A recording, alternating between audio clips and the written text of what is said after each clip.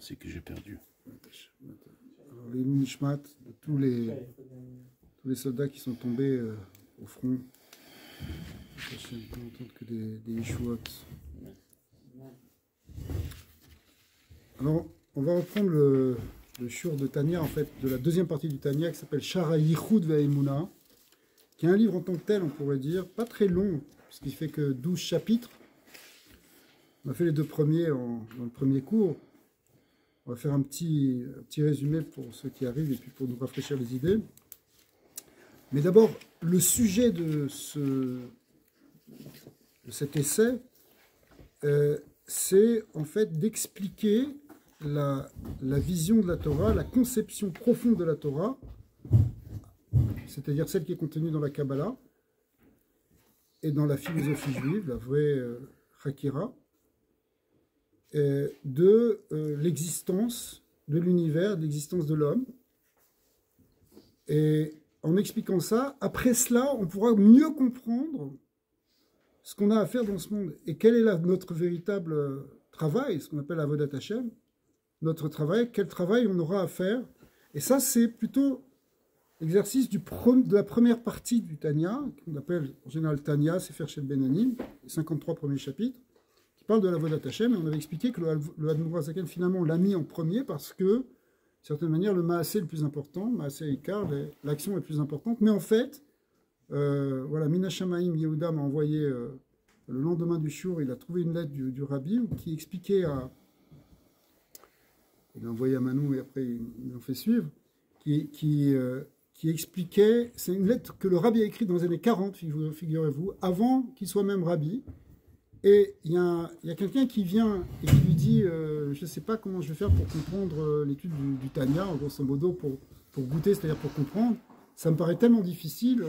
J'aurais une bénédiction pour pouvoir comprendre le Tanya, mais je ne suis pas sûr que je vais comprendre. Et le Rabbi lui dit écoutez, le Tanya, la Chassidoute, c'est comme le reste de la Torah. C'est quelque chose qui peut être très très profond, mais en même temps, on peut comprendre quelque chose. C'est-à-dire que la Torah, à la fois, on a une certaine compréhension de la Torah, et en même temps, on sait très bien qu'elle nous dépasse totalement.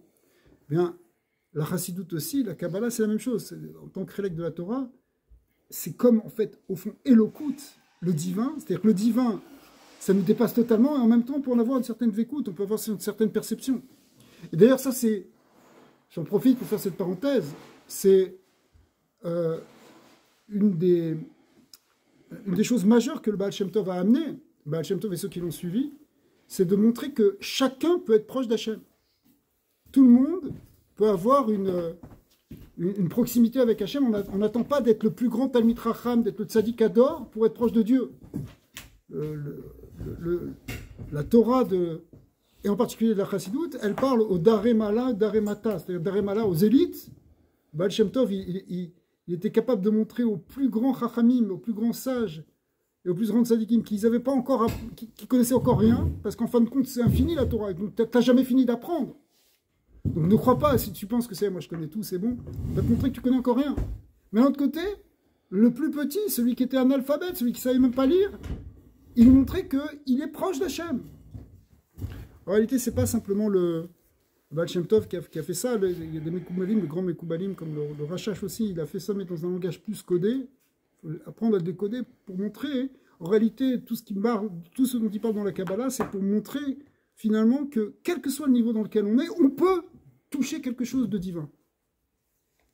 Et là, ce texte en particulier du Tanya, en particulier ce passage du Shara Yichud Ve'emuna, il va nous montrer que Akadosh Baruch Hu, il est partout, il est dans tous les niveaux, et du coup, il est proche de nous. Vous savez que le Tanya, le début va être fondé sur cette idée que Karov Adavar Meod, que la chose est proche de toi.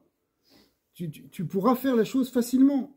Il y a une possibilité de se rapprocher d'Hachem de manière effective, quel que soit notre niveau, même si on n'est pas les tzadikim. Mais pour ça, il faut comprendre d'abord comment Akadosh Baruch Hu a créé le monde. Alors, ce qu'on a vu dans ces deux premiers chapitres, c'est que Hachem crée le monde par sa parole, et que cette parole, elle n'a pas été dite dans un passé lointain, et puis ça a été oublié, et puis maintenant le monde, il tourne par lui-même, indépendamment d'Hachem. Non, cette parole, c'est-à-dire cette force divine, elle anime à chaque instant tout l'univers. elle fait vivre tous les êtres, et en réalité, elle est l'essence de l'existence. Ce qu'on voit à l'extérieur, ça va être qu'une apparence. C'est ça ce qu'on va développer maintenant dans ce chapitre 3, et puis ça va nous amener directement aussi sur notre place par rapport à ça. Mais ce qu'on a vu, c'est que cette parole divine, c'est elle qui est la réalité. On a dit tout à l'heure que c'était la pensée de la Kabbalah et de la Hakira. Effectivement, si on a un petit peu Médagdek, bon, c'était une petite parenthèse pour ceux qui s'intéressent, on voit que dans les preuves qu'il a données, d'abord il a ramené le Baal Shem Tov, qui a expliqué cette idée que la parole d'Hachem, elle est là comme le Yehirakia, quand Hachem a dit que l'espace soit là, par exemple l'espace, en réalité, cette parole, elle est dite à tout moment, elle est dite à chaque instant. C'est le Baal Shem Tov qui avait expliqué ça, mais il a expliqué ça ensuite à partir exactement. Après, il a expliqué ça à partir du Harizal, qui avait donné cette même conception, et puis après, il a expliqué dans le Sefer Yetzirah, c'est-à-dire qu'il a amené à la fois la Chassidoute, la Kabbalah du Harizal, la Kabbalah des Rishonim, et à la fin, il a ramené aussi le Rambam quand il parle de la Metziut, c'est-à-dire finalement la Hakira. Ça, c'est la force du Admor HaZaken d'aller chercher dans tous les niveaux de la profondeur de la pensée de la Torah, d'aller prouver quelque chose et de tout unifier. Mais en fin de compte, donc, on a vu aussi dans le Perek Bet cette idée que tous les existants maintenant, dans les détails, venaient de ces paroles-là, de cette parole de la création, de ces paroles de la création qui après permutent, c'est des systèmes de lettres qui permutent, qui tournent, qui roulent, qui descendent de niveau en niveau en niveau pour arriver à créer tous les existants dans tous les plans, y compris dans le plan matériel le plus bas. Donc même dans le plan matériel le plus bas, c'est aussi la parole d'Hachem qui fait exister tout. Alors on peut attaquer maintenant le Perek Gimal. Alors effectivement, il dit Veine achare advarim ve'emet ha'ele. Après qu'on ait expliqué toutes ces vérités, qui sont des vérités métaphysiques, les fondements même de toute la Torah. Alors, Kol Maskil al-Davar, toute personne qui va réfléchir sur ce sujet, c'est que si on commence un petit peu à réfléchir sur ce qu'on vient de dire, que Hachem, il est dans tout, la parole d'Hachem, elle fait tout exister à tout instant. Alors, Yavin le'oshro, er shekol nivra veyesh ou behemet nirshav le'ayin ve'efes mamash legabe koar hapoel ve'ruar piv shebenifa'al. Ameave auto tamid. Alors on va essayer de traduire, c'est-à-dire que si on comprend un petit peu, finalement, c'est quoi la place de l'existence ou de tout ce qui existe? Je prends par exemple cette table qui est devant nous. Ok, cette table, nous on la voit comme du bois, on la voit comme de la matière, mais en réalité, qu'est-ce qu'on vient de dire? Ce qui l'a fait exister, c'est une force spirituelle, une force divine qui va finalement aussi être codé dans des mots, dans le mot Shulchan en hébreu, puisqu'on a vu que le Lashon HaKodesh, c'est celui qui donne le sens ou le véritable terme qui définit les choses, mais qui les définit intrinsèquement. Mais quand on parle de cette force divine, au fond, tout ce qui est ce bois, tout ce qui est cette réalité extérieure, c'est néant par rapport à cette force divine qui, elle, est infinie. Donc, nous, on voit le monde fini, on voit les choses dans leur réalité physique, dans leur réalité extérieure, mais du point de vue, si on se plaçait de l'autre côté, si on réfléchissait de dire que toute cette parole divine, c'est elle qui fait tout exister, mais finalement, ça c'est juste une petite pellicule par rapport à ce qui fonde l'existence, c'est-à-dire cette parole divine. Et donc, ce qu'on appelle ici le Kohar HaPoel Benifal, le Poel, c'est qui? C'est Hachem, c'est la force divine qui est dans le Nifal, c'est-à-dire dans l'existant, dans ce qui vient exister. En réalité, ce Kohar, cette force divine qui est dans l'existence, elle est beaucoup plus grande que l'existence elle-même, ou que ce qui nous semble être l'existence. Parce que c'est ça qui le fait exister à chaque instant. Si ça se retire, il n'y a plus rien, ça redevient du FS, mamache, on a dit. Il n'y a rien d'autre finalement, au fond, quand on réfléchit profondément, il n'y a rien d'autre que la parole divine. C'est vrai que ça peut nous donner un certain vertige, parce que où est-ce qu'on est là? C'est pour ça qu'ici on va tempérer ça en expliquant comment la création elle fonctionne, et comment même on peut avoir même aussi un libre arbitre dedans, etc. Mais dans l'essence des choses, au fond, il n'y a que la parole divine, puisque c'est elle qui fait tout exister. Si ça se retire, il n'y a rien. Il n'y a vraiment rien. C'est pas qu'il y a la parole de Dieu et autre chose. La parole de Dieu, c'est elle qui fait tout exister, donc il n'y a rien d'autre si elle s'en va. Puisqu'elle le fait, mais avec auto tamid. ou motseo, mais haïn mamash. Elle le fait sortir du haïn, qu'on a tendance à traduire par néant, mais on comprend que ce mot n'est pas très bon, parce que haïn, ça veut dire de rien de physique, rien d'existant, rien d'autre que, en fait, Hachem. Donc, il le fait sortir de lui-même. Hachem, il ne crée pas la création à partir de quelque chose qui est là. Il a pris un morceau de matière et il a créé le monde à partir de là. Non, c'est lui qui fait tout sortir du néant, de rien d'existant, en tout cas, de rien de préexistant à part lui. Et il le fait sortir. Mais les mamash, les yesh, ça devient un yesh. Ça apparaît comme un yesh. Maintenant, il y a quelque chose qui existe. Umash ekol, nivra, venifal, nirelanu, les yesh. Alors maintenant, si on a dit que, en réfléchissant, on se dit, mais il n'y a que du haïn. Alors comment ça peut apparaître comme du yesh, comme du c'est quelque chose? Ou mamachout, ça a l'air d'être très concret. Alors cette table, elle a l'air concrète, on n'a pas l'impression que c'est du vide, que c'est du néant. Si on tape dessus, on va se faire mal. Elle a l'air concrète, n'est-ce pas? Alors comment ça apparaît comme ça? Alors là, on va rentrer parce que on va être obligé d'expliquer de manière profonde. Qui est en fait, on va toucher cette fameuse conception que Arizal a expliquée, mais qui était déjà marquée dans le Zohar, cette conception du Tzimtzum, comment Akadosh Baruch Hu, il fait apparaître un monde qui est un vrai yesh à partir du haïn. Donc on va le voir exactement. Alors pourquoi ça arrête Mamashut Zeu Mechamat she'en anu masigim veroim be'enei basar et koar Hashem veruach piv she'benibra. Mais d'abord, pourquoi ça nous apparaît comme du yesh et qu'on ne voit pas le haïn? Parce qu'on n'a pas les yeux pour le voir, ce haïn. Parce que nous-mêmes, on fait partie de cette création où on a en fin de compte une vision qui est contractée, qui est limitée à l'extériorité des choses. Parce que notre œil lui-même, il est dedans. Donc, quand je dis ça, hein, c'est plus ou moins vrai, parce qu'il y a des tzadikim qui sont capables d'affiner ce qu'on va voir, leur vision. Comme on avait cité la semaine dernière, hein, le Balatania qui, vers la fin de sa vie, une fois, était en train de regarder la poutre du plafond et dit « Je ne vois pas la poutre, je vois Elokut ». C'est-à-dire qu'il avait dépassé la vision extérieure des choses, il percevait la lumière divine qui était derrière. Mais nous, en général, c'est que chez Benivra, aval ilou nitna reshut lain lirod leasig et achayut varuchaniyut. Si on était capable de voir la vitalité et la spiritualité chez Bechol Nivra, à chauffer à beau, mimotse pi Hachem, donc cette force divine là qui sort de cette bouche d'Hachem, c'est une manière de parler, verouar piv, le souffle de sa bouche. C'est-à-dire si on voyait cette parole divine, loaya gashmiut anivra vechumro ou mamasho ni rekla, on verrait rien de la matérialité. C'est-à-dire que si on avait un œil divin, si on était capable de voir, et peut-être le grand sadique il est peut-être capable d'y arriver, comme on voit avec le Noazaken, eh bien, si on était capable, on ne verrait pas la matérialité, on dirait ça, c'est pas de la matière, je vois rien qu'Hachem. Parce que c'est ça la vérité. Alors on vit dans une illusion, qu'est-ce qui se passe là? Alors on va être obligé de rentrer dans ce problème, effectivement.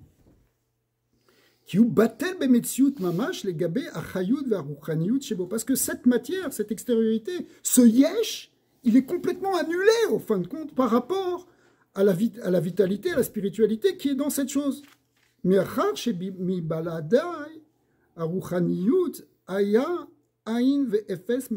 que si ce n'était ce côté spirituel, cette lumière divine, on va le traduire comme ça, eh bien, cette chose-là n'existerait pas. C'est-à-dire que la table ici ne pourrait pas exister, elle n'existerait pas sans cette lumière, comme on l'a expliqué avant. Et en fait, les choses, elles reviendraient comme avant la création. C'est-à-dire mamash. C'est-à-dire qu'avant la création, avant la scission de la création, il n'y a rien d'existant. Mais dès qu'il y a la parole, ça existe. Si cette parole s'en va, ça n'existe plus comme avant.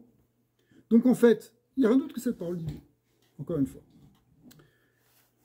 Kodem shechet yime bereshit mamash ve'aruchaniut ashufay alav memotzepi vashev ruarpiv ou levado amotsio tamid. Et en fait, c'est pas simplement que ça vient de cette parole divine, mais c'est que ça n'existe que par cette parole divine à chaque instant. C'est-à-dire qu'il n'y a rien d'autre qui le fait exister. C'est pas parce qu'il y a la parole de Dieu et puis il y a l'existence. Non, l'existence n'est pas autre chose que la parole de Dieu. Et ça, de manière permanente. Tamid, Mefes, Ve'aïn, le Yesh, c'est ce qu'il fait exister en permanence à partir du Haïn pour devenir un Yesh. Ou Me'ave autant, et c'est ce qu'il fait exister. On n'appelle pas chute dans un cours de Torah. Imken, Efes Bilado, Behemet. Donc, en fin de compte, c'est vraiment, il n'y a rien d'autre que lui. Behemet. Le Emet, c'est qu'il n'y a rien d'autre que Dieu. Encore une fois, ça peut être un peu choquant. Mais on va arriver, on va essayer de comprendre. Enfin, un machal lazé ou or Hashemesh. D'abord, il va donner un exemple de qu'est-ce que ça veut dire une chose qui est annulée par rapport à sa source. Si on dit que l'existence, elle vient de la parole de Dieu, ça veut dire que, et qu'on te dit qu'elle n'existe pas sans cette parole, et qu'elle est complètement annulée face à elle, et que si on était capable de la voir, on ne la verrait pas comme un yesh, mais on la verrait dans sa réalité de haïn. Alors il va te donner l'exemple du soleil.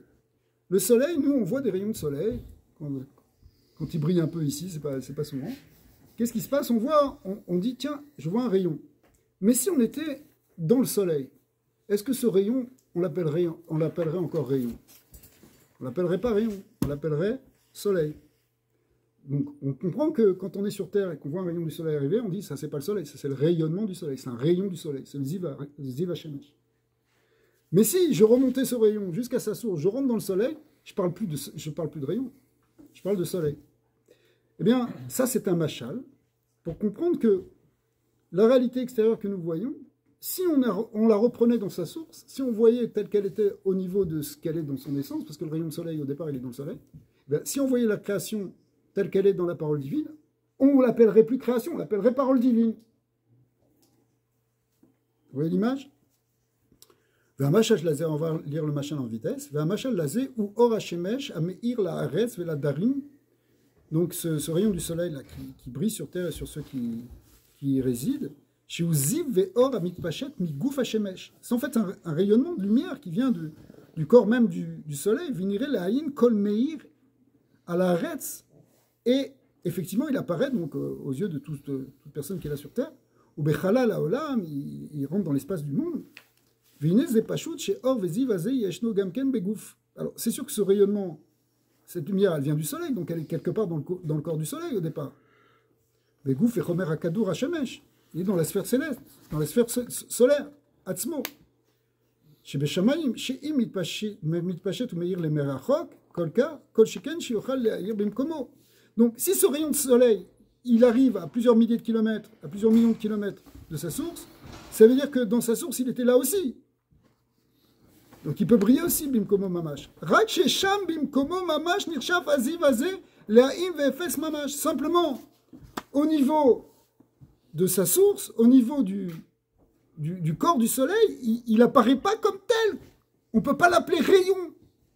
Il s'annule. C'est pas un rayon, là, c'est que du soleil. Alors, même chose, la création. Dans sa source, elle n'est pas une création. Elle est rien que parole divine. Qui battait le mamash, même issu de l'égabek, gouf kadour Hashemesh, parce que ce rayon du soleil est complètement annulé par rapport au corps du soleil. Shiu mekor haor ve'aziv, qui est la source effectivement de la lumière et du rayon, de ce rayon-là. Chez aziv haor azeh enora ka'era meira migoufe etzem kadour Hashemesh. Pourquoi? Parce que c'est simplement un rayonnement de ce qui vient du corps du soleil. Rak c'est seulement quand on rentre dans l'espace du monde, Tachat kol hashamaim, sous les cieux, à la haaretz, et sur la terre, chez En Kan Gouf Kadour Hashemesh, où le soleil, là, il n'est pas là. Il y a juste, maintenant, c'est éloigné du soleil, apparemment. Alors, chez Kadour Hashemesh Bemesiut, Nire Ka'in Aor Ve'aziv Azeh le Yesh Mamash, alors là, ça apparaît comme un Yesh, vraiment. Kol venofal alav kan shem yesh behemet. Et là, ça prend le terme de yesh. Maché enken keshu benkoro beguf hashemesh. Quand il est dans le corps du soleil, pour l'instant, on ne peut pas l'appeler comme ça. Enofal alav shem yesh. On ne peut pas l'appeler yesh. Il n'existe pas en tant que tel, en tant que rayon. Il fait partie du haïn, si vous voulez. Rak sham haïn vefes. Là, il est simplement haïn vefes qui behemet ou sham le haïn vefes mamash, parce qu'effectivement, il n'est rien du tout encore ce rayon à ce niveau-là. Chez Emeir Sham, Rak Bimkoro, Levado, parce qu'il ne brille pas, il est simplement dans sa source. Chez Gouf Hashemesh, Ameir Vefes Milado, et il n'existerait pas sans ce soleil. Il n'est pas d'autre chose que le soleil. Alors, tout ça, c'était le machal qu'on vient de comprendre, puisqu'il l'a bien expliqué. Et tout ça, effectivement, c'est pour comprendre ce dont on parle ici, c'est-à-dire de l'existence par rapport à Dieu. Kedvarim Aele Mamash, Bidmutam, Ketselman. Donc, on peut prendre une vraie analogie. M. Kolabrouim, les gabés, Shefa, Aeloki, Miroir, Pif. Donc on peut le voir, quand on dit les créatures, elles sont Bidmut Hashem, Ketselem, c'est pour nous dire effectivement que c'est comme une image de ce qu'on est réellement, de ce que sont les véritables, ce que sont les créatures dans leur source. Les gabé shefa a Eloki, miroir piv a shofea aleyhem, ou meave otam, veu mekoram, ve'em atzmam enam rak kemo or veziv, mitpachet mina shefa, ve'ruar Hashem. Donc en réalité, toutes ces créatures, toute cette création, elle est qu'un rayonnement. Elle est qu'un rayonnement de cette lumière d'Hachem, de ce rouar Hachem, de ce souffle divin, à shofea ou mitlabesh betocham, qui vient et qui s'habille en eux. Ou motsiem me'aïn layesh, et qui les fait sortir du néant pour devenir quelque chose. Quand je dis néant, encore une fois, on a compris, ça veut dire qu'il fait sortir d'Hachem, si vous voulez, de lui-même. Donc, si on regarde par rapport à notre source, par rapport à Hachem, on est complètement annulé.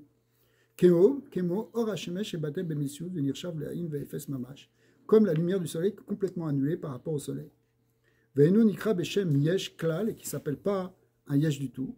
On ne peut pas dire qu'il est quelque chose quand il est dans sa source.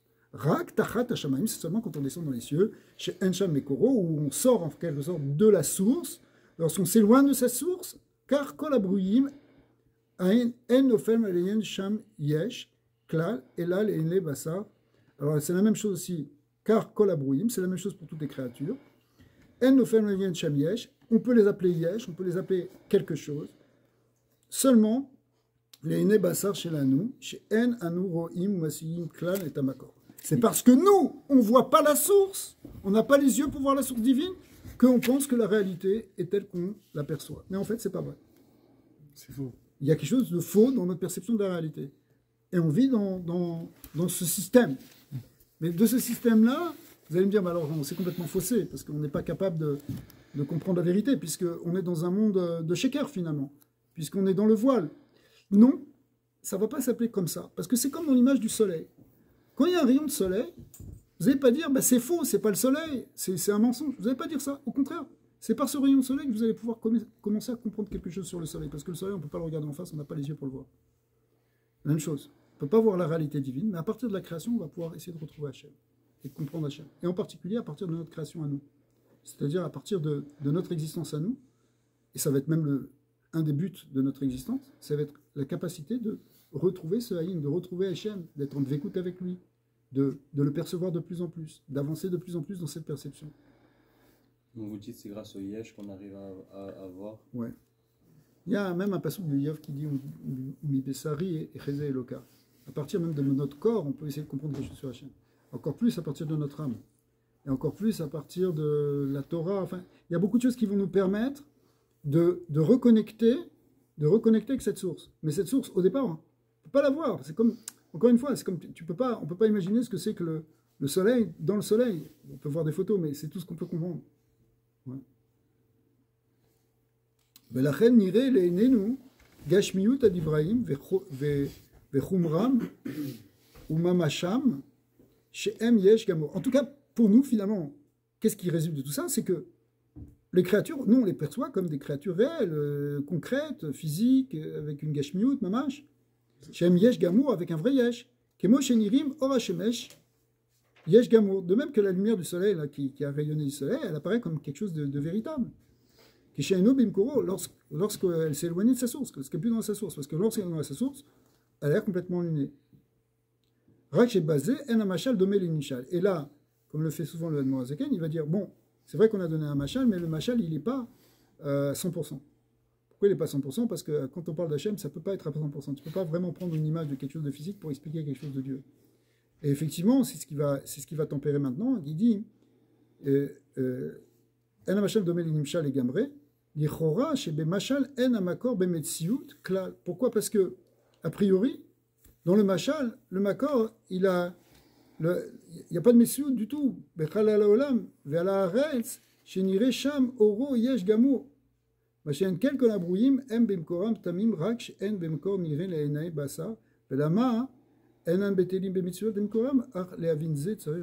Alors, c'est quoi la différence qui est entre le machal et le nimshal? C'est que dans le machal, on a l'impression qu'il y a le soleil, il y a le halal, c'est-à-dire avec la terre et tous les cieux, etc. C'est là-bas qu'on voit le soleil, mais on voit le rayon du soleil, mais quand on remonte dans le soleil, on ne peut plus voir le rayon, il fait partie du soleil, il est annulé dans le soleil. Mais il y a les deux choses, il y a quand même le soleil et le monde. Or, ici, dans le Nimshal, c'est-à-dire ce dont on est vraiment en train de parler, ce qui nous intéresse, en réalité, il n'y a pas d'autre chose que la source. Il n'y a pas de le soleil et le monde, et puis c'est dans le monde qu'on voit le soleil. En réalité, il n'y a que le soleil. Si on avait voulu prendre un exemple, on aurait dit, il n'y a que... Parce qu'en fait, Akadosh Baruch Hu, il est absolument partout, puisqu'il est infini. Donc, tu ne peux pas dire, il y a le soleil, Hachem, entre guillemets, si on le voyait dans le Machal, Hachem comme le soleil. On ne pourrait pas dire, il y a Hachem d'un côté, et il y a le monde de l'autre, et puis quand on est éloigné de Dieu, on ne le voit pas, et quand on est dedans, on ne verrait pas le monde. En réalité, c'est partout comme ça. Partout, on ne voit pas Hachem. Pardon, partout, il y a Hachem. Il n'y a pas de séparation avec le Mécor. Alors, ça, c'est plus difficile à comprendre. Parce qu'à ce moment-là, Kolabrim em ben koram tamim, rak en amakor niré le. Donc, en fin de compte, la source, elle est partout. Donc, si la source, elle est partout, on ne devrait pas voir la création. Puisqu'on a dit, quand on est éloigné de la source, c'est là que ça ça devient du yesh. Mais quand on est dans la source, le yesh disparaît, il n'y a que du haïn. Mais attends, tu es en train de me dire qu'ici, dans Dieu, c'est un petit peu différent. Ça, c'était dans le Machal avec le soleil, mais dans la réalité divine, il n'y a que la source. Il n'y a pas autre chose que Dieu. Même après le Tzimtzum. C'est pour ça qu'il va falloir expliquer ça. Et c'est ce qu'on va expliquer maintenant. Donc, on a ce fameux mot de Tzimtzum qui va venir petit à petit. Alors, c'est ce qu'il nous dit, il va falloir faire une petite akdama. Donc, ce chapitre 3 qui est un petit peu difficile à lire, il nous a dit donc une chose, c'est qu'il y a le yesh et il y a le haïm, mais le yesh, il apparaît comme tel pour nous, mais en fait, au fond, il n'est pas autre chose que du haïm. Alors, s'il n'est pas autre chose que du haïm, comment est-ce qu'il peut apparaître du yesh? Pourquoi il n'est pas tout le temps annulé dans le haïm? Surtout si on dit qu'il n'y a rien d'autre que du haïm. Si on dit qu'il n'y a rien d'autre que du haïm, alors il n'y a pas de yesh. Il ne peut pas y avoir de yesh. Alors s'il n'y a pas de yesh, comment ça pourrait nous apparaître à nous comme un yesh? D'où c'est sorti là? Comment cette table a l'air d'une table alors qu'en réalité il n'y a rien d'autre qu'Hachem ici et maintenant? C'est pas loin il y a Hachem et ici comme on est éloigné de Dieu, alors ça a l'air qu'il n'est pas là et ça prend une réalité de yesh. Non, en réalité Dieu il est partout, donc ce yesh il devrait disparaître devant le haïm, il devrait être baptême. Vous avez compris un peu cette question? Alors, Perek Dalet. Et il ramène ce fameux pasouk qui dit qui nektiv, qui shemesh ou magen, Hashem Elohim, que shemesh ou magen, un soleil et un bouclier, littéralement, ou un écran, on va traduire, sont Hashem Elohim. Hashem, ça veut dire Yud Kevavke, Elohim, c'est Elohim. Vous savez qu'il y a une différence entre Hashem et Elohim, ce sont deux noms différents de Dieu, qui sont employés dans la Torah au début, Shed Bar Elohim, après on voit Havaya Elohim, après on voit Yomer Hashem, El Moshe. Et il y a un verset qui nous dit que on peut comparer ces deux noms de Hashem et de Elohim comme étant, d'une part, quelque chose de rayonnant, Hashem, Yud Kevavke, et quelque chose qui fait un voile, qui va être Elohim. Elohim, ça ne peut pas être les forces. Ça peut être les forces divines qui sont dans la création. Par exemple, Elohim, c'est Gematria Ateva. Donc, il y a... On va voir comment le texte va nous amener, mais on pourrait dire qu'il y a une dimension où Dieu est là, et une dimension où Dieu rayonne, et une dimension où Dieu se cache. L'idée de Magen, vous voyez, dans un Magen qui veut, on traduit par bouclier, mais qu'on pourrait traduire par écran, ici, quelque chose qui met un... En fait, quand on met un bouclier, c'est pour mettre une séparation, pour mettre un voile, pour mettre quelque chose qui va bloquer, un projectile par exemple. Eh bien, le Shem Elohim, c'est quelque chose qui va faire écran, qui va bloquer. Vous êtes avec moi? Alors on y va. Ki nektiv, ki shemesh magen Hashem Elohim, pirouche magen. Comment il traduit magen? Ou nirtak. C'est quoi nirtak? C'est un étui, littéralement. Quelque chose qui vient envelopper, qui vient donc bloquer. Et quoi? quand le passou qui nous dit Shemesh ou Magen, ça veut dire il y a un étui, il y a une nartika, il y a un nirtak. Ça peut être aussi nartik. Nartik, comment tu traduis? Je m'excuse. Hein. Vas-y, comment tu traduis nartik? Parce que nartik, nirtak, c'est pas par... Hein? Nartek. Ça peut être nartek, ou comme Nartek. ça peut être aussi un nartik. Nartik, c'est quelque chose que tu mets dedans, ou tu mets autour. Voilà, c'est une Je mets enveloppe. un nartik. Le terme ici, en tout cas, c'est le terme qui est marqué dans la Gemara aussi, c'est que Akadosh Baruch Hu, par exemple, c'est marqué qu'au moment de Mashiach, il va enlever Nartika Shel Shemesh, il va enlever l'enveloppe du soleil qui va briller. Et ce passou, probablement, ce passou qui vient nous dire la même chose, c'est-à-dire qu'il y a un soleil, il y a une lumière et il y a une enveloppe. Et là, on comprend déjà, là, pour les Mekoubalim qui sont ici, qu'on touche cette notion du Tzimtzum au sens où il y a quelque chose qui va faire un écran, qui va faire un voile. Alors, on y arrive. Je l'ai fait pour avoir ma vie, non, quand on dit à un moment donné. Que Hachem il était un magen, oui, parce qu'on a besoin de protection. Vous savez que quand le soleil il vient, dans la Gemara, dans Avodah où Hachem dit, la Gemara dit, pardon, que Hachem il va enlever l'enveloppe du soleil, alors ce soleil, il va briller tellement, parce que quand il n'y a plus l'enveloppe, il va briller 7 fois plus, eh bien... On va brûler. C'est pas tout le monde qui va le supporter. C'est comme Avraham Avinu, quand ils sont venus à Elon Moré, il a dit, il a envie, Utsi Hama Minartika. Chazak, c'est la même chose. C'est Rachid qui dit ça là-bas. Exactement. Donc c'est quoi le lien de Minartika? Ça veut dire que ça brille beaucoup plus et c'est Chomayom, ça devient difficile. La Gemara là-bas, elle parle justement qu'il y a des gens qui ne vont pas supporter les nations idolâtres. Elles vont pas supporter elles vont pas supporter cette chose-là et certaines vont se révolter. C'est la fameuse histoire avec la Souka, etc. Donc ça représente l'idée que quand il y a un trop grand dévoilement d'Hachem, on peut tenir. C'est bien beau de dire qu'il y a la lumière d'Hachem qui est partout, que Dieu il est partout, mais on est bien content d'être un petit peu à l'ombre. On est bien content de ne pas trop voir le divin. Imaginez que Dieu se révèle complètement à vous, on va être brûlé directement. C'est trop fort. Il faut qu'on y aille progressivement. Il faut qu'on enlève des écrans petit à petit. Si on avait le dévoilement divin qu'avait Moshe Rabbeinu, on ne serait même pas capable de le tenir. La preuve, c'est que quand Moshe Rabbeinu lui-même est descendu du Har Sinaï la deuxième fois, avec les secondes louchot, il brillait tellement, il y avait de son front, il y avait de la lumière qui sortait, les cornes de couronnes Karan Or Moshe. Exactement, il y avait des couronnes de lumière, des rayons laser qui sortaient de son... que personne n'était capable de le regarder, au contraire, elle est détruite. Donc il a fallu que même Moshe Rabbeinu, il se présente avec un masvé, avec un écran. C'est cette même idée-là, l'écran de Magen. Il va falloir aussi qu'il y ait quelque chose qui voile la lumière d'Hachem.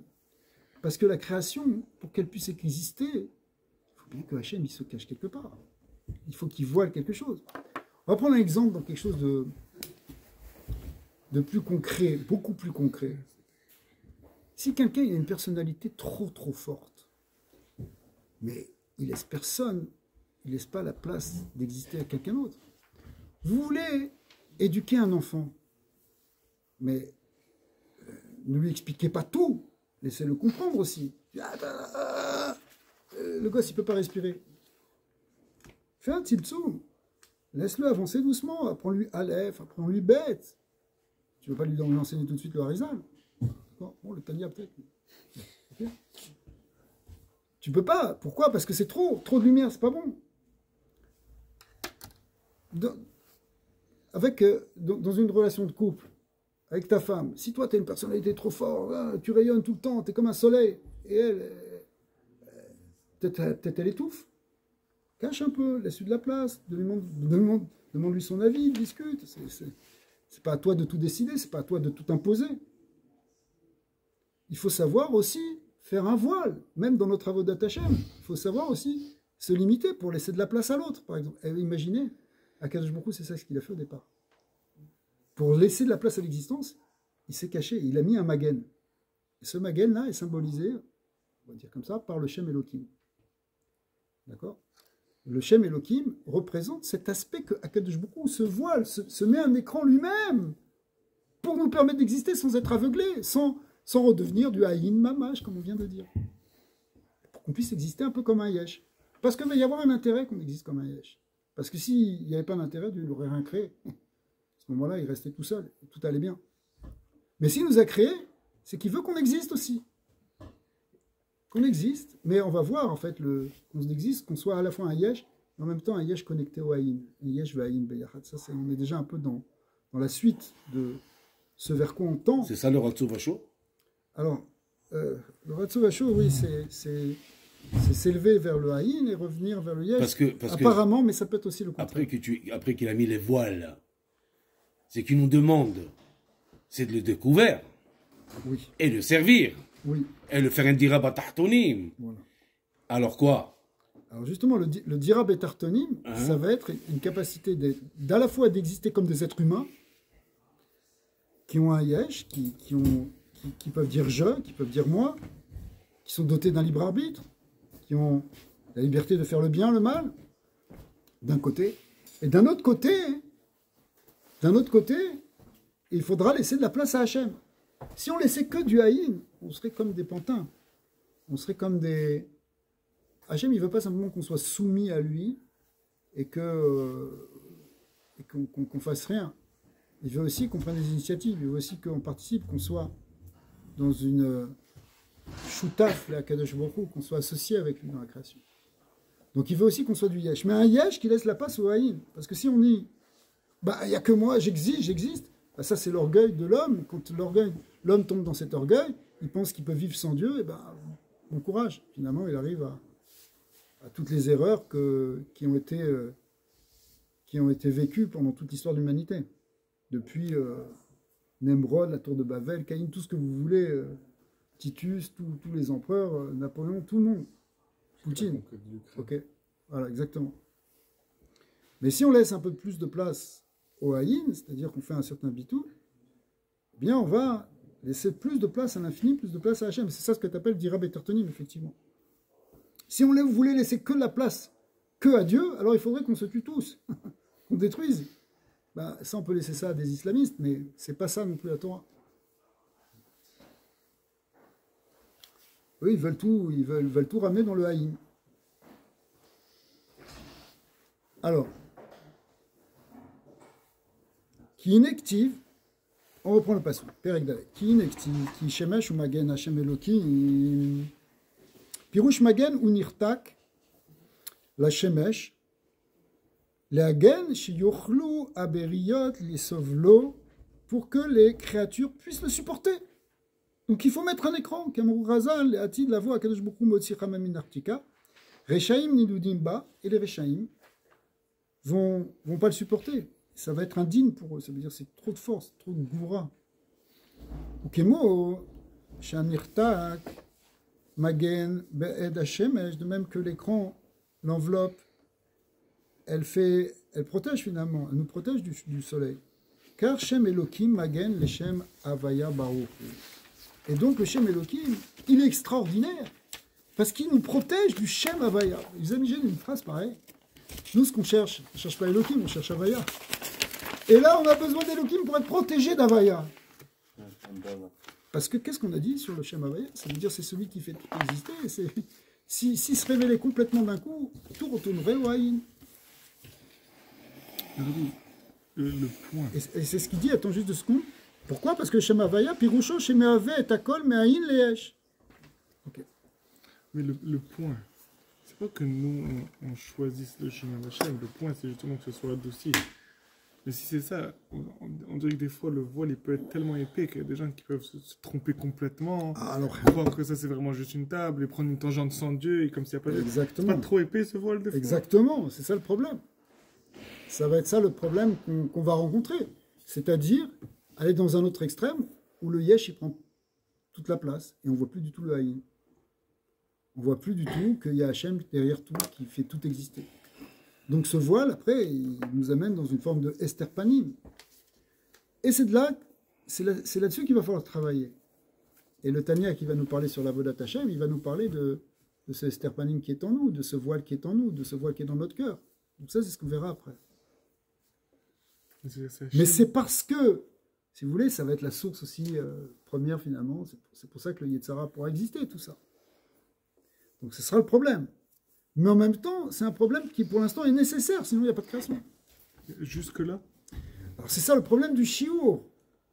Du chiour, c'est-à-dire de la mesure de ce voile? Est-ce que c'est un voile épais? Est-ce que c'est un voile léger? Est-ce que c'est un voile qui... Mais là, ce qu'on voit, c'est un voile bénéfique. Pour l'instant, ce qu'on voit, c'est que c'est bénéfique, sinon il n'y a pas d'existence. Tout retournerait au néant. Il n'y aurait pas de création s'il n'y avait pas ce maguette.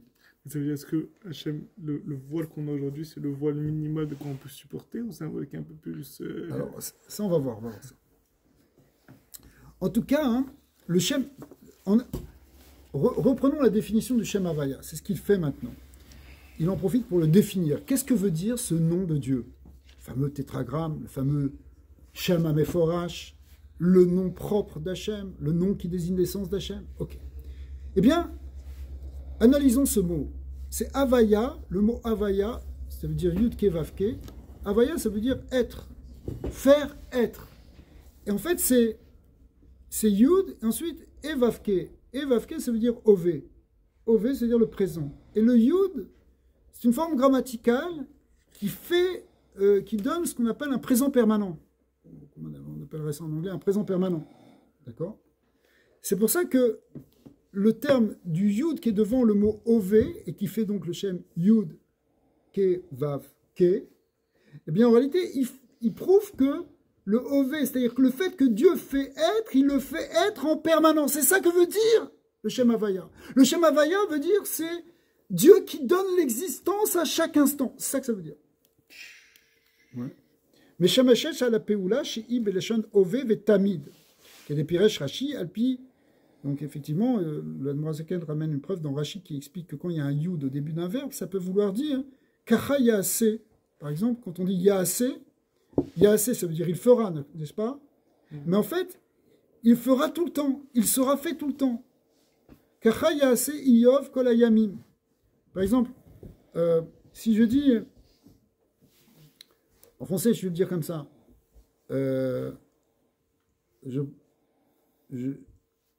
voilà, maintenant, souvent je dis, maintenant je mange kasher. À partir de maintenant, je mange kasher. C'est pas que je mange kasher seulement aujourd'hui, c'est je vais manger toute ma vie kasher. C'est une expression qui veut dire, c'est un présent, mais c'est un présent qui veut être intemporel, qui veut être pour tout le temps. Alors, en français, il n'y a pas vraiment de marque comme ça, mais en hébreu, quand on dit Yaase, ça peut se comprendre comme un futur, ou ça peut se comprendre comme il fait ça tout le temps maintenant. Et c'est comme ça que Iyov se comporte tout le temps. Et Rachid nous dit, ce petit Yud qui a été marqué au début de Assez, veut dire que c'est pas simplement un présent aujourd'hui, mais c'est un présent qui sera pour tous les jours de sa vie. Et bien la même chose, dans le mot Ové, qui veut dire être au présent, eh bien, Dieu, il sera tout le temps celui qui fait, il est celui qui fait tout le temps exister les choses. Et c'est ça que veut dire le Shem Yud Ke Vav Ke. Ouais. Même le mot Eye.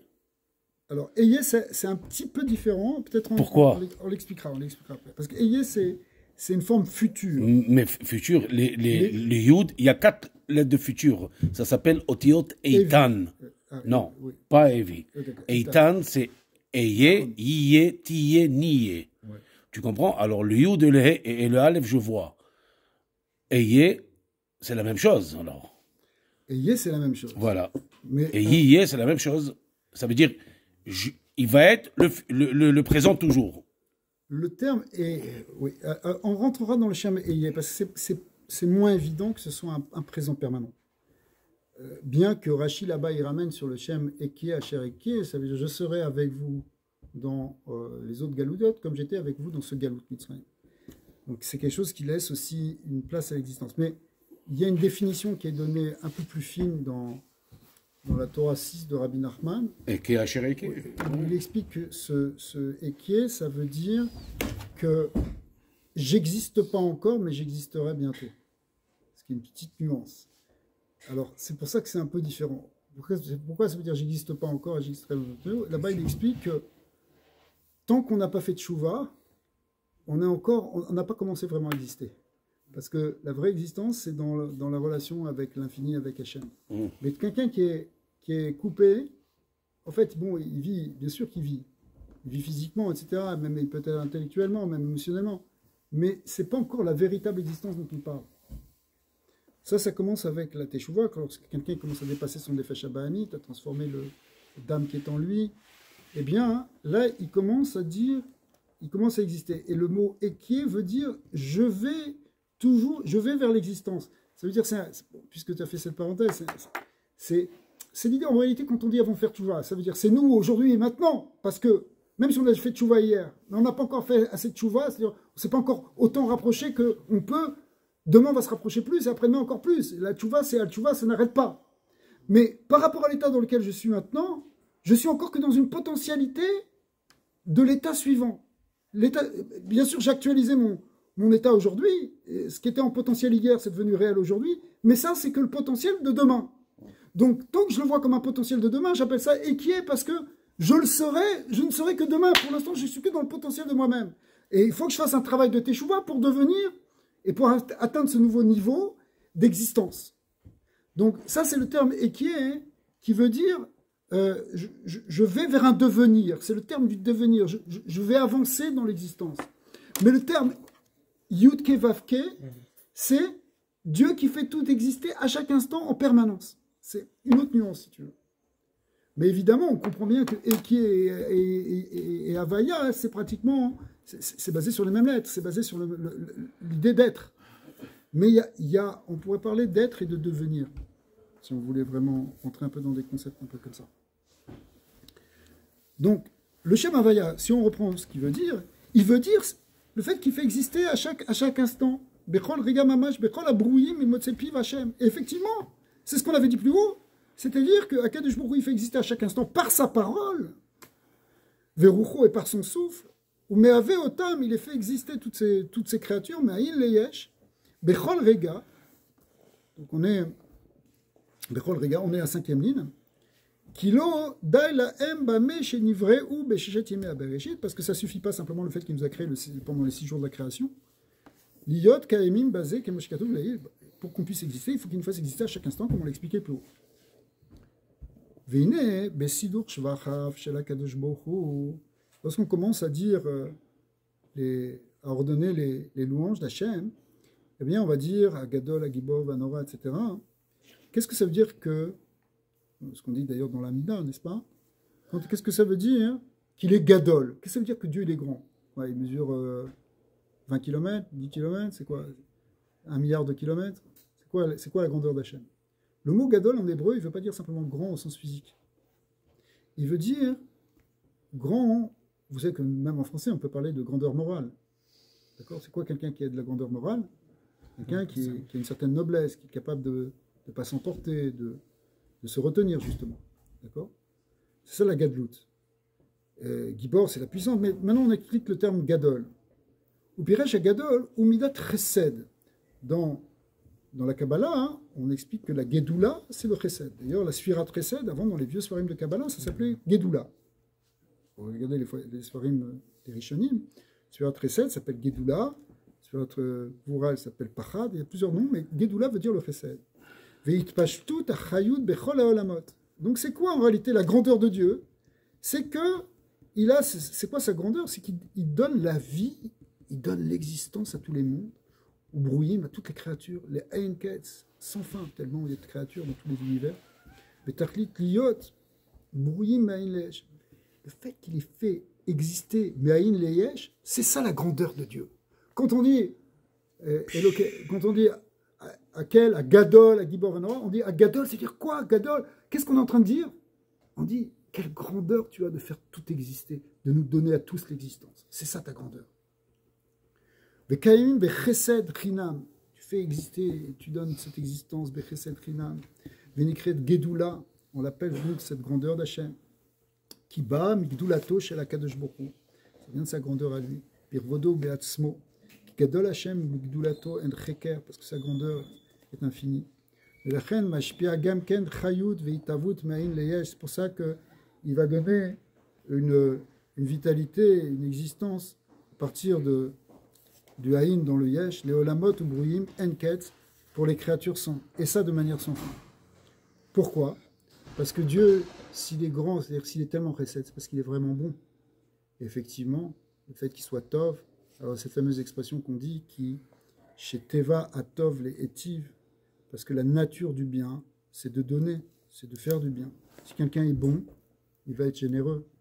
Si quelqu'un est bon, il va faire du bien.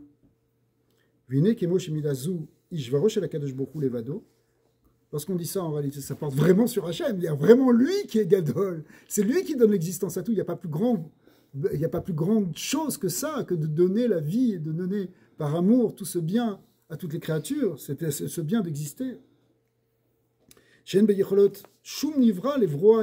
Parce qu'en réalité, personne n'est capable, aucune créature ne peut créer le monde, ne peut créer quoi que ce soit, yesh mi'ayin. Nous, on peut créer quelque chose qui soit un yesh, mi-yesh. Je peux prendre du bois et tailler une table. Je peux prendre du pétrole et faire un verre en plastique. Mais je ne peux pas inventer le pétrole, je ne peux pas le faire sortir de rien. Ou les chayoto, vegam midazu, il est ma'ala me'askala, kolabrouim. Et la chayoto, ça veut dire quoi? Le faire vivre, lui donner la chayout. Parce qu'à chaque toute cette énergie de vitalité que tu as, toute cette vitalité, je vais aller dans la Kabbalah.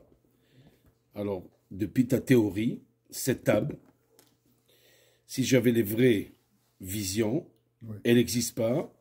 C'est juste que c'est Hachem qui l'a fait exister d'une vitesse que moi je ne suis pas capable de voir. Voilà. C'est comme si tu étais capable. Est-ce que c'est ça? Voilà. Pour le dire en termes plus modernes, c'est comme si tu voyais l'énergie qui est dedans, l'énergie divine. Mais comprendre cette grandeur de Dieu, ça c'est sûr que ça nous dépasse complètement. Parce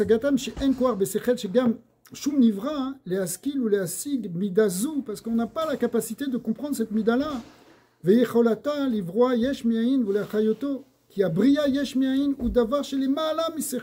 Parce que créer yesh mi'ayin, qui est ça la vraie grandeur de Dieu, mais ça dépasse le sechel des nivraïm. Qui imidat gdulato shel HaKadosh Baruch Hu. Ça vient de la grandeur de Dieu, vers HaKadosh Baruch Hu, midotav ardut pashut kedeita bezor HaKadosh. Et lui et ses midot, la mida dont on parle ici, c'est la grandeur. Or, lui et ses midot, comme c'est marqué dans le Zohar, ne font qu'un. Des iyuv et garmoui yichad, parce que lui et ses kelim, c'est-à-dire lui et ses midot, font un. Ou keshem she'en beyocholato shum sechel nivra le'asik bruro, car enu yachol le'asik midotav. Donc, de même qu'on ne peut pas comprendre le Créateur, on ne peut pas comprendre non plus ses midot. Ou kemoshen beyocholato shum sechel nivra le'asik midat gulato. Et de même que aucune créature ne peut comprendre donc sa grandeur, she'i yechola livroa yeshmein, qui consiste justement à créer le monde yesh mi'ayin, ou la chayoto est de le faire vivre à chaque instant, qui est directive olam chesed yivane, parce qu'effectivement c'est ça que le sens de ce pasouk.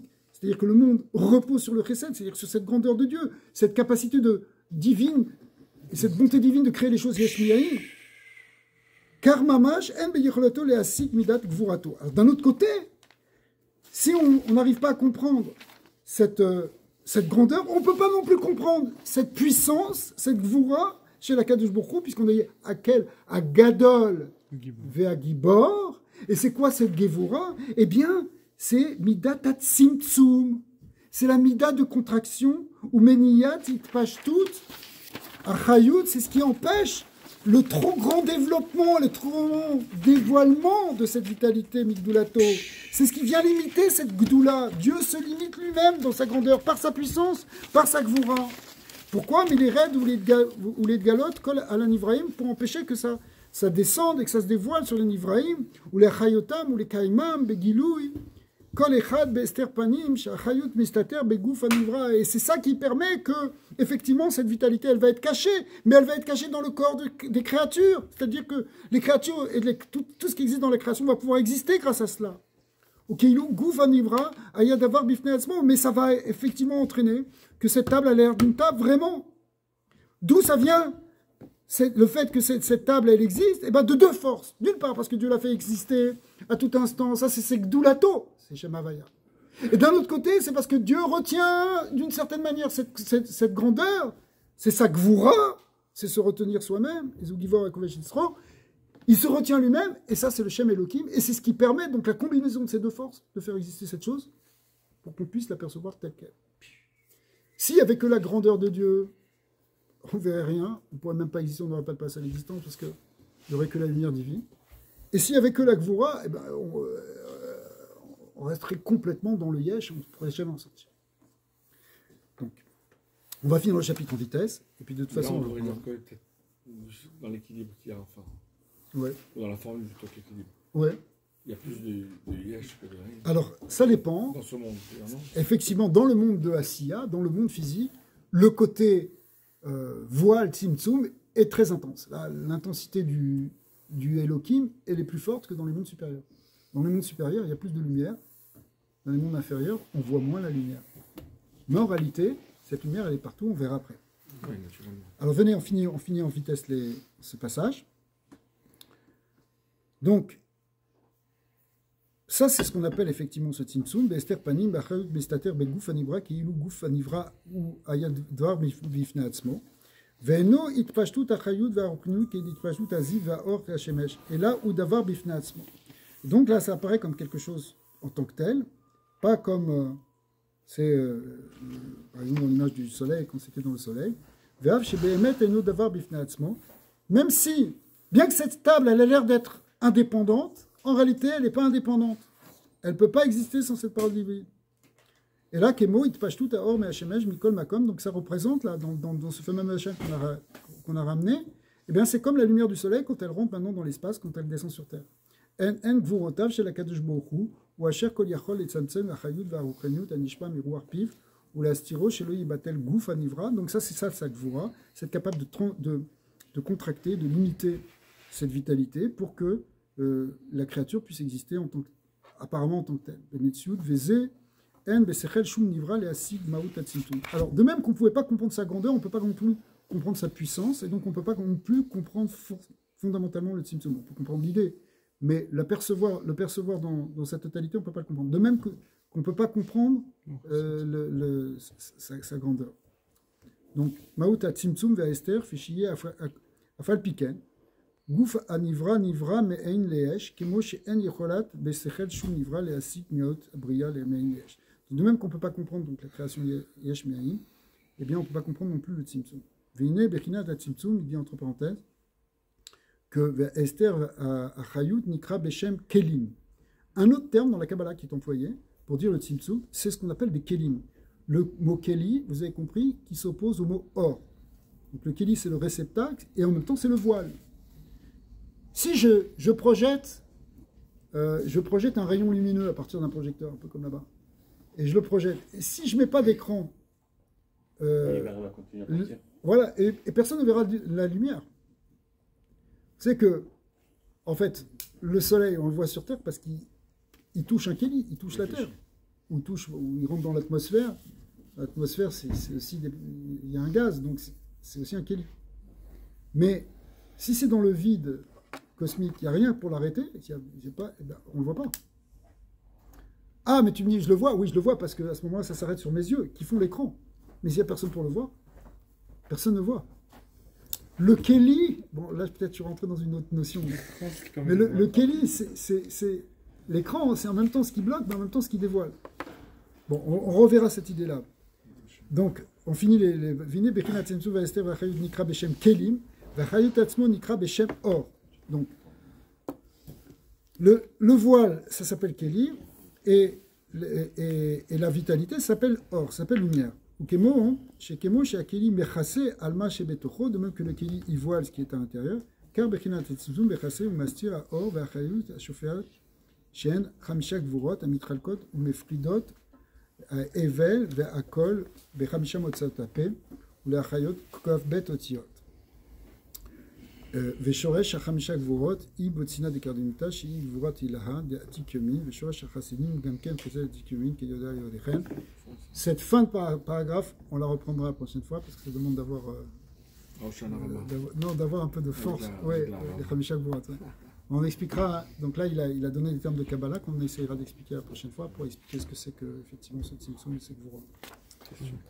Allez-y pour les questions. On dit Amalek, ce qu'il a voulu faire, Al-Kassia, il a voulu toucher le monde du Kevavke. C'est ça, donc augmenter l'écran. Exact. L'affaiblir, tu l'avais passé 14. J'imagine, maintenant je comprends cette notion par rapport à ça, non?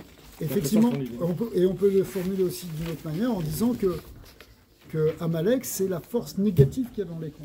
Le côté super négatif qu'il y a dans l'écran. Et sur lequel il faut travailler, sur lequel il faut affiner, qu'il faut enlever pour que l'écran ne soit pas simplement un voile, mais qu'il soit aussi ce qui permet de dévoiler. C'est là on peut comprendre aussi Comme il y a trop Orot, il y a la Jvirat Akilim aussi. Exactement, alors ça c'est un problème de relation entre le or et le kélim. Tout ça, c'est... Expliquez c'est quoi le dalet. Parce que moi je fais un an, j'ai l'impression qu'il dit Adam Hashem, il a dit un enfant, c'est Shiani. Alors je fais dit Shiani, c'est il a enlevé le dalet du mot Shakai et du Amonai. Les deux dalets, tu vois, avec ça qu'il veut dire, il a touché ces deux noms. Non, c'est notre histoire. Ah, on expliquera ça. Shimon, Menachem, quand tu veux.